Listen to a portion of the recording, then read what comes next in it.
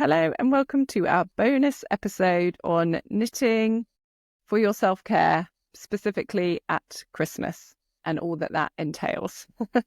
So my name is Dr. Mia Hobbs. I'm a clinical psychologist and a knitter. And I am Dr. Paula Redmond. I'm also a clinical psychologist and a knitter. And I guess we're doing this as a kind of special episode as part of our self-care One Stitch at a Time audio course. And maybe we should start, Mia, by saying a little bit about why we wanted to do this. Why did we feel it was important to think about Christmas specifically? Yeah, so I guess I was listening to a podcast recently where they were talking about gift knitting already for Christmas. And one of the hosts was talking about that's usually the time when she experiences RSI from knitting as a result of knitting for gifts. So it really made me think about the traps we can fall into as knitters at Christmas time, because potentially of that desire to make all the gifts, and we'll certainly get onto the knitting traps a bit later on. But I guess also there are lots of pressures associated with Christmas. So it is, I guess, as I see it, a time we might need our self-care strategies even more than usual. Yeah, exactly. And I think, yes, if I think about my knitting life, certainly the most stressful parts of that have been around Christmas. But also Christmas generally, I suppose for me personally is quite an ambivalent time, lots of mixed feelings, and can be quite stressful, even though, wanting it to be the opposite.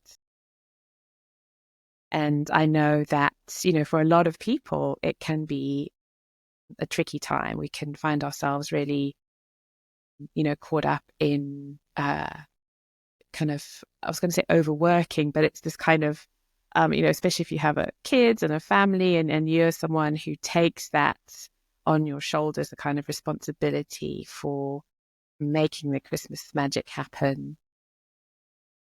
It can actually be quite an exhausting, depleting time.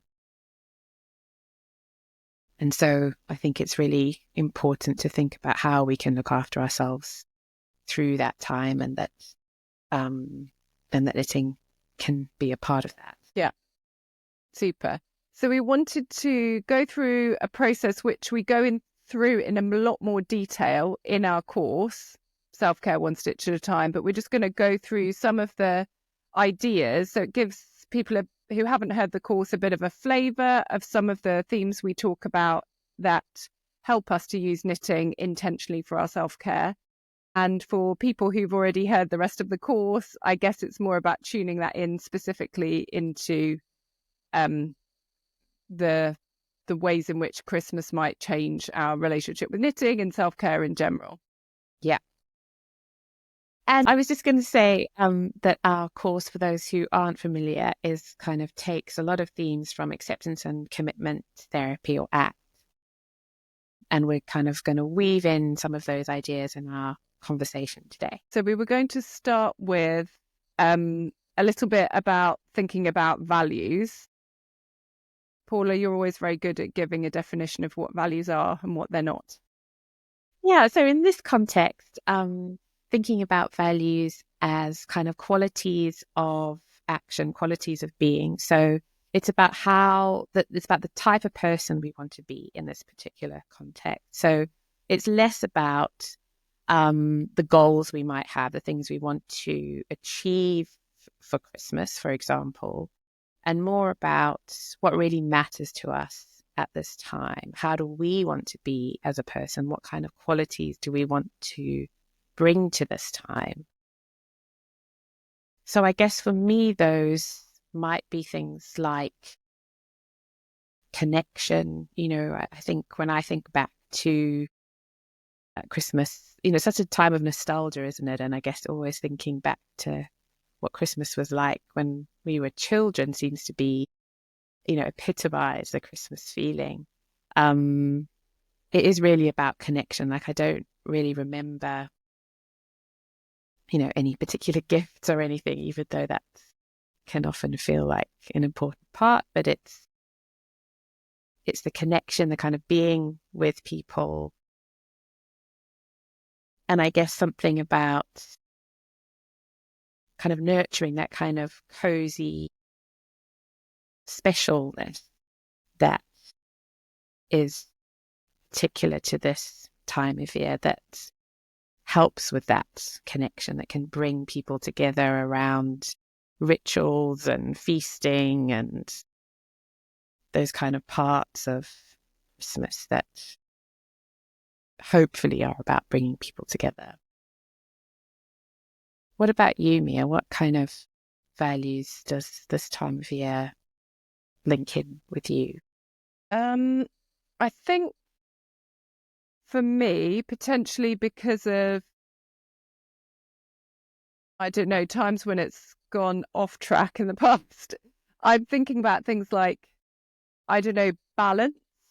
So thinking about the idea of trying to keep things balanced so that, I'm obviously thinking about, making it fun for my children and planning exciting things and making magic and, doing all of those things, but also thinking about not stressing myself out too much and thinking about getting the balance right in terms of how much time are we spending with other people, how much time are we spending doing busy things, and also being aware that, like, pretty much everyone in my family needs some days where they don't have to get out of their pajamas. And I guess when I think about Christmas, I'm thinking about like the school Christmas holidays, really. Yeah. In that sense. So thinking about trying to, retain balance and, so that there's enough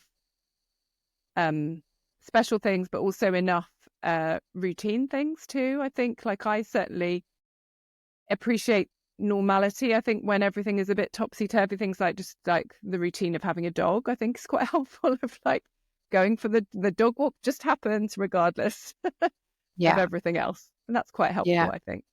Yeah. Yeah, I think that's a really nice way to think about it. I was just going to say, one of the ways I think it's helpful to think about values is about like giving you a direction. I suppose we often talk about that, don't we, in acceptance and commitment therapy, that it's not a goal that you could tick off. So it's not knitting every member of my family a hat. It's a kind of, a value is more like a direction on a compass, so that if you're feeling like you've lost your way a little bit, that you're thinking, okay, well, I've identified my direction. My direction for me maybe is balance, or maybe for you is connection. So that's a kind of, it is helpful, I think, to take a bit of time at this time of year to identify maybe what's my dominant value this Christmas, to try and know where you're navigating towards, because it can help you, I think. Yeah. And I think Christmas can also be a time of ambivalence, of, noticing when things aren't how we want them to be, maybe more so than at other times. Like, things feel heightened. So, there might be times when, we're feeling like there is a gap between what we want and what we have, whether that is the connections we want, or maybe there's people who are far away or who have, no longer with you. That gap is really felt in that moment. Or, if there's financial hardship, these kind of stressors that can feel more heightened around this time, that being able to come back to these values, and like you said, those directions can just be really anchoring to help us navigate through some of the tricky things. So I think it would be really helpful. I guess we'd encourage everyone just to kind of take a pause, to ask yourself that question, what are the values that you want to bring to this time? What is important to you now? And we have got a worksheet that goes along with this that you can use to prompt yourself and make some notes around that. And we do go into a lot more about values, don't we, in our self-care course, I suppose, for people who are thinking, I don't really know what they are. I guess that's something we go into in more detail. Yeah. So once we have an idea of values, where we're starting from, we can think about knitting in that context. What do we want to get from our knitting practice at this time? And also, how can we align our knitting goals with those values? How do you approach that, Mia, at this time? What, in terms of Christmas and knitting, what's that like for you at Christmas? So I guess what we're thinking about is usually, I guess my main driver for knitting is for my self-care. It's like to feed the creative part of my brain. It's because I like to keep my hands busy if I'm sitting down in the evening. And yeah, I love to create my own clothes. And I think in relation to Christmas, I guess we're thinking about gift knitting. Does it happen? Doesn't it happen? And I guess I've got a few thoughts on that. And my view, I guess, which is quite in relation to balance, I suppose, the value I identified is that I like to have a range of projects on the go at any one time. And also to think about, to make sure I have something for me that feels very much for me on my needles. Maybe something complicated, because I guess that is my probably favorite knitting happy place. And it doesn't have to be a quick project. It might take me 6 months. That's fine. I don't care. And then maybe I'll knit some gifts, or maybe I won't, but that they might fit into a different slot in my knitting availability, which might be like, maybe it's socks and it's something I can bring out with me when I'm going out and about or on the bus or the train. And that kind of complements and balances, I suppose, my other projects. So I guess that's where I'm at the moment. I have previously knitted a lot more gifts, but I actively dislike knitting to deadlines because I Yeah. find it does rob me a bit of the joy of when I sit down in the evening. I want to knit on the thing I most feel like knitting on, and I want to be able to just choose what that is. I don't want to have to knit on a certain thing because it has to get finished. Yeah. Yeah. How about you, Paula? Yeah. So I guess there's, as you were saying, there's two kind of threads to maybe a knitting practice around Christmas, which would be around knitting gifts and using it as a way of creating something for other people. And then this other side, which is about using it as a self-care practice and really intentionally as a way of supporting ourselves through this time. And I think for me, I have had some bad experiences of knitting gifts to deadlines for Christmas in the past. So I kind of, that is not a thing. I don't do that. But it's much more about how to use knitting to help me in terms of find rest and kind of restoration during what is a really intense time. It's like carving out a little pockets of time and space for me. And I guess there's so much energy that goes into Christmas, which is about thinking about meeting other people's needs in a kind of extra intense way over a long period of time.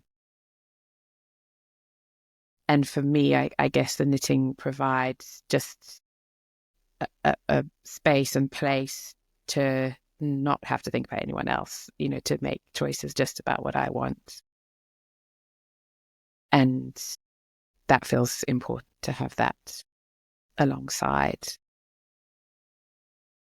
the other thing. So for me, I guess there's something about that value of connecting is about knitting helping me to connect to myself, to my own needs, whether that is for rest or just a break from thinking about all the jobs to do.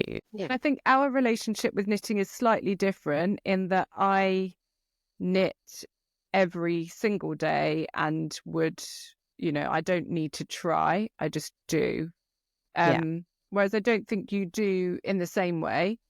Yeah. You maybe have some breaks and do some other crafts more than I do. Yeah, I think I would be more kind of like multi-crafty, maybe. Like I've always got a non-knitting thing on the go as well, but always a knitting project too. So I guess there's something about, just using it. It offers me different things, particularly when I'm tired. Knitting is the thing that is much easier for me to access than learning a new craft, which I really like to do, but it's not always what my brain can cope with, or something that takes up a lot of space. That isn't always available. So yeah, there are times when I don't knit for a bit. So yeah, I think you're right. I think we are a bit different in that way. Yeah. So it sounds like the knitting is more likely to be something you reach for if you're feeling a bit like things are a bit busy and hectic, because maybe it's something that's very familiar and easy, rather than learning a new skill, maybe with a different craft, or having to, I don't know, get loads of stuff out on your dining room table. And yeah, exactly. And I think I often use knitting to make gifts for other people. That's often, I really enjoy doing that, but I don't like doing it to a deadline. Like I like to be knitting something and thinking about whoever it's for, but like in my own way, my own pace. And I don't want to add a stress of, so I don't do that for like specific gifts unless I happen to happily coincide. But I like just giving people spontaneous things. So it sounds like we've actually both, through our trials and errors, arrived at the same conclusion that in order for us to continue to use knitting for our self-care, if we're knitting gifts, we need to avoid deadlines or tight deadlines. And I certainly think if I ever knit gifts, I would start them a very long time in advance so that I was going to be able to comfortably finish them without ever at any point having to feel like I have to always choose that project to work on, because otherwise it won't be finished in time. Yeah. It's tricky because Christmas does lend itself so well to lovely Christmas knitty things. The hats and the, slippers and it is really tempting to get hooked by that. And I, can, feel myself thinking about all the possibilities of lovely things that could make. So I think it's quite easy to get pulled into that. For sure. Because it's just the perfect, all that coziness and the colours and, and we wear things at Christmas that we wouldn't necessarily wear at other times of years. Christmas jumpers. I know you've got your beautiful handmade, hand-knitted jumper on, silly hats that we don't wear other times that, it's very tempting, but yeah, it can be. And I actually think it's been helpful for me to think about that in a, in acceptance and commitment therapy, we kind of think about noticing what's hooking us. Yeah. And actually, I think, and kind of noticing it and then thinking about unhooking from it. And I think it's been helpful for me to notice or to be aware that this is the time of year when I am tempted to knit all the things. Because I guess also, like in the Northern Hemisphere, it's also knitting season because the weather is colder. So there's lots of kind of, patterns released and events and all kinds of things that are all kind of trying to sell you things, or there's lots of inspiration out there. And I think for me, it's just helpful to sit and notice actually that I will be more tempted, but that doesn't mean my capacity. In fact, my capacity to knit things is probably less. Yes. Because, yeah. So maybe let's think about some top tips for gift knitting. If that is something that people listening want to do, what would you say, Mia, are top tips around gift knitting? Well, I think the first one, I guess, is to have a long deadline or no deadline. So that you've got plenty of time and to really think about how much time do I have, and is this achievable? And I would only choose something that was comfortably achievable based on previous experience, so that I could also balance it out with my other knitting projects, because I never just knit on one thing at a time. And I think my second tip is that if I'm knitting a gift at any time of year, I want there to be like a gift for me in the process. So I feel like I have to enjoy something about, I wouldn't just knit whatever, like, I might like to think about the person I'm knitting it for, and I want it to be something they want, but then there'll be something in it for me, which might be that, I don't know, I really wanted to knit that pattern, or there's something about the construction or the process, or maybe I choose some kind of yarn I've wanted to work with, or a color, or that it particularly it fits a niche in my knitting projects at that time. That, so say for example, I don't have a boring portable sock on my needles, then I could knit one for somebody. But if I already had some on the go, I might choose something else. And I guess the other thing, my final tip, is that to be kind to yourself if it doesn't happen. Like I have gifted things that were damp from blocking with needles still in them, and then taken them back, and I kind of don't really feel bad about that. I feel fine about it now. Maybe that took some years of practice, but actually, nobody's ever complained to my face. So I don't know if you had anything to add on the whole gift situation. Yeah, no, I was just thinking about what you were saying of actually how, at a certain level of acceptance would be required there to kind of make room for that unfinishedness and, the discomfort of not having achieved a goal or not being perfect, and actually finding it's okay. And it's probably, striking a good balance between being able to give something to someone that, is very meaningful, but not kind of overwhelming yourself in the process, finding that way of making it happen, even though it didn't go perfectly according to plan. Yeah. And I don't know if we had any top tips for using knitting for your self-care in this kind of Christmas period.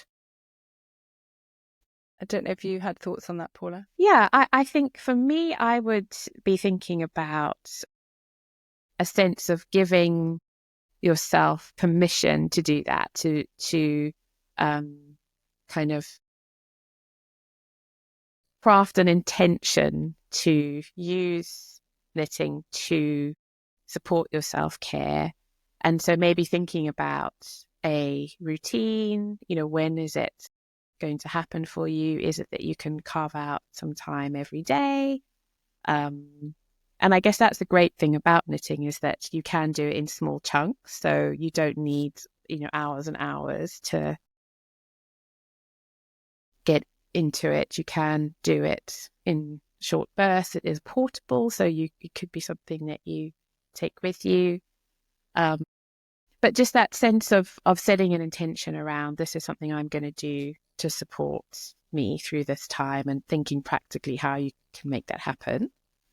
I guess the other thing is about choosing projects that enable you to meet those needs. And I guess this is something we go into in a lot more detail in our course, but thinking about what is it that you need right now from a project. Is it that you want something maybe comforting and familiar, doing a pattern that you've done before, because it's just that kind of rest and digest that you need in the midst of all the busyness?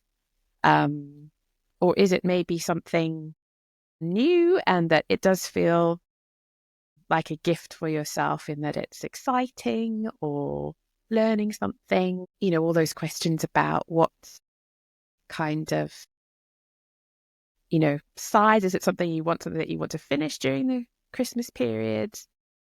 Or does that matter to you? Is it something that doesn't matter how long it takes? Do you want to lean into the Christmas spirit and, choose Christmassy colors and Christmassy materials, or have something that's an antidote to that to give your brain a break from the sparkly stuff?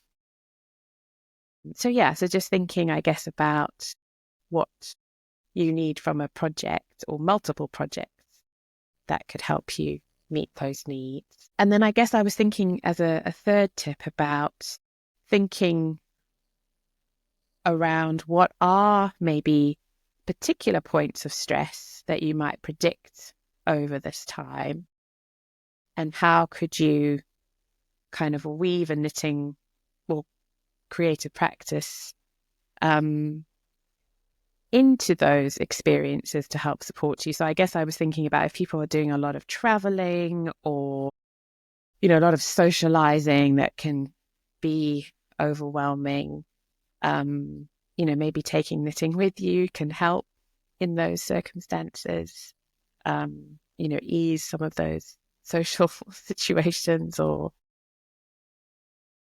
help when you're stuck in traffic, or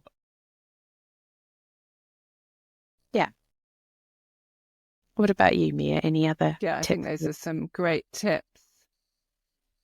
No, I think the thing that I had remembered getting right last year was not forgetting. I think there's a lot of I think everybody behaves like the whole world ends at Christmas. Like, oh, we should get together before Christmas, or we should do this. And Yeah. I remember, like, I often fall into the trap of trying to sew something before Christmas, then I can wear. And then I ended up with, in my family, because of, being Danish, that we celebrate Christmas on Christmas Eve. And then we often have like a pajama day on Christmas Day. And I'd ended up with no sewing project to work on because I can't magic that stuff. I don't have like a big stash of patterns and fabric. So last year I like prepared, and it was like a gift to myself that I had some time, and I had a thing in mind that I was thinking, if I get time, the kids are busy with their new craft activities or whatever they're doing, and then I've got this thing that also feels like a treat to me. So I think also, like, not forgetting to plan, like, after that, and to think about what time am I actually likely to have, and to kind of plan accordingly, I suppose, because and that makes me think about like being able to kind of use knitting to recover as well from like the post-Christmas, when you can be either really depleted, really exhausted, or it can also be like a big anticlimax kind of, all of that's over and now it's January and, miserable. It's kind of anticipating that. And as you say, having something to look forward to, and thinking about what knitting can bring you in that period. Yeah. And I do every winter, I think, feel grateful for being a knitter, that I have this exciting thing that when the weather gets cold, I get to get all my sweaters out, and it's like seeing old friends because I haven't worn them over the summer. And and I think I enjoy leaning into that a bit, I suppose, and throughout the winter. So a big part of our I guess our self-care one stitch at a time course is that, as psychologists, obviously we know that we don't just kind of go through a process and then it all works perfectly and we sail off into the sunset. I guess we have an awareness that in real life it doesn't go like that, and that things will go wrong, and there'll be traps that, even with our best intentions, we might fall into traps with our knitting and self-care more generally. So I suppose I thought it was important to think about what are the common traps that we can fall into with self-care generally, and I guess using our knitting for that purpose in relation to Christmas. I don't know. I know you've got a Christmas trap story, Paula. Yeah. I mean, I guess the thing that comes to my mind is about that overcommitting thing, and Mm. It makes me think about a Christmas where in my family we had agreed to give each other homemade gifts. Um, and I had decided to knit everyone either socks or gloves, something like that. But it was, totally unrealistic and impossible. And I was also like 8.5 months pregnant with my second child. So had a little one and then was super pregnant. Um, and we spent like Christmas, like the Christmas day and the time before that with my husband's family. But I spent that whole time knitting like a mad person to try and finish all these gifts. And it was so stressful because I was so exhausted being so pregnant and so upset with myself that I hadn't, finished in time, and felt really disappointed, and like I was letting everybody down. But also couldn't really be very present with the Christmas that was there with, the other family, with my son. And it was, yeah, horrible. And so that was a point of me, I think, getting really, the value behind doing that knitting was, connection and showing people how much I loved them. But it ended up, because of being really unrealistic about what was achievable, having the opposite effect of really being really stressed and just wanting Christmas to be over. Um, so yeah, that was a learning experience that I don't want to repeat. Yeah. Sure. Yeah. And I guess that is, really, I think, super common trap for knitters, that overcommitting to gift Yeah. knitting. And really, like, what shone out of that story to me was that it was an entirely, I mean, in your family you had decided, I suppose, to make gifts, but it was a kind of standards of your own making, I guess. Um, I'm sure at any given point, if you'd have said, I think this is too much, Yeah, I'm of sure course. maybe it's hard to identify how much, but I'm sure your family would have gone, yeah, of course. Yeah. Like, No. just don't do it. Yeah. Give it to me in January. It's fine. Yeah. Yeah. Maybe next year if you're having a baby. Yeah. Maybe it's not great to be staying up till 3 a.m. when you're so pregnant and, you know, knitting, crying while you're knitting because it's all so awful. Like, what are you doing? Yeah. Yeah. I Yeah. wonder if So I there was a think, yeah, slightly hormonal tinge to that frenzy you would knitted yourself into. possibly. Yeah. Yeah. But I guess it's a time when, one of the, we're not going to talk about that in detail here, but I guess one of the things we talk about in our course is about how to identify when you're kind of your way back, really, if you've lost your way a little bit and you're trying to think about what is the right thing. Because I guess we're bombarded, aren't we, with kind of messages about self-care in general on social media that say, you don't feel like going for a run, but go anyway. And then other people say, oh, you don't feel like going for a run, like listen to your body. And like, how do you ever know what the right thing is? So I guess we go through one of those, like there's a useful tool from acceptance and commitment therapy called the choice point, which we go through in the course. And I guess that is a very helpful way of just re-navigating towards your values, Yeah. isn't it? When you've Yeah. lost your way a little bit. Yeah. And I think if I had been able to kind of access in that moment, just being able to pause, to notice that frenzy, to tune into what was, going on for me, recalibrate in terms of, really what was important to me, I think the outcome would have been different. And I would have been able to actually feel more connected to people, even though they didn't have completed gifts, and probably less exhausted and miserable. Yeah. And I think But I think it's a super common thing. Maybe maybe in relation to like in self-care more general, probably particularly with women, in terms of like we're more likely to be doing more of the domestic, and family orientated tasks. We know that generally, and that we can end up doing so much of that we end up frazzled and not able to enjoy things, or getting snappy at family members, or so I certainly think that's a trap I can get pulled into, is trying to like overcommitting in terms of magic making. Maybe not knitting specifically, but often it is craft related. I think because I could make it myself, I should, which obviously doesn't always work. And then end up being a bit like losing the joy for myself altogether. Yeah. And I think there's that thing about just, we started off thinking about values, but just keeping in mind that we need to hold that lightly as well, that any kind of, tightness around that can be really unhelpful. So, for example, if we've got an idea about, connectedness and balance, and maybe we can think, that looks like for me is, carving out time to knit, to recharge.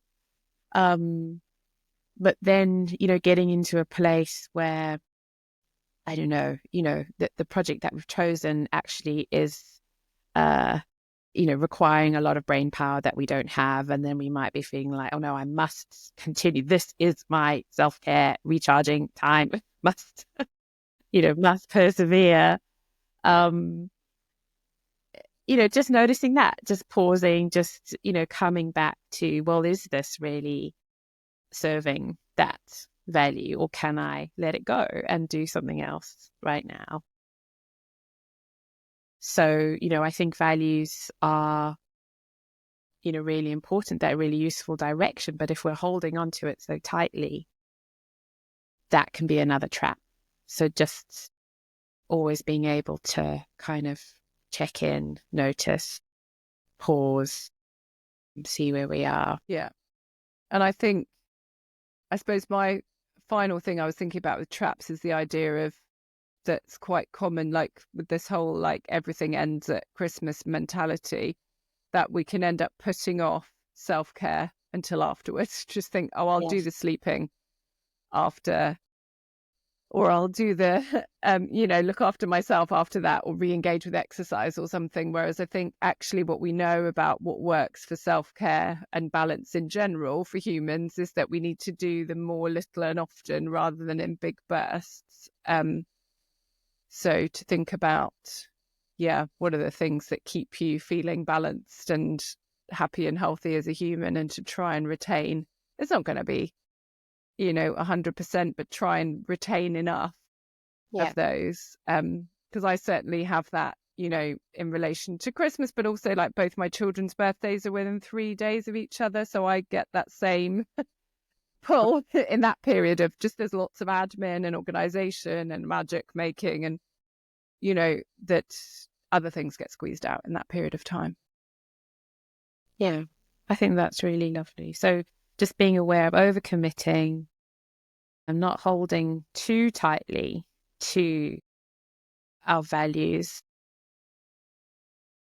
And as you said, not putting self-care on hold, just little and often. I think knitting is great for that, actually, because there's lots of things that take much bigger chunks of time. But I think that's the reason I've clung to my knitting so tightly throughout the years, is that you just can fit it in, squeeze it into small amounts of time, in your house or somewhere else. Yeah, so it feels doable. Yeah. Great. Well, we hope that this has been a helpful conversation, and that it's given you lots to think about in terms of supporting yourself through this Christmas period, and how knitting can support you in that. And as we've mentioned, we've got a worksheet that accompanies this to help you kind of note your thoughts and have some prompts around some of these ideas. And if you are interested in finding out more and learning more about the course, then you can find it at creativerestoration.org. And we wish you a very merry Christmas season.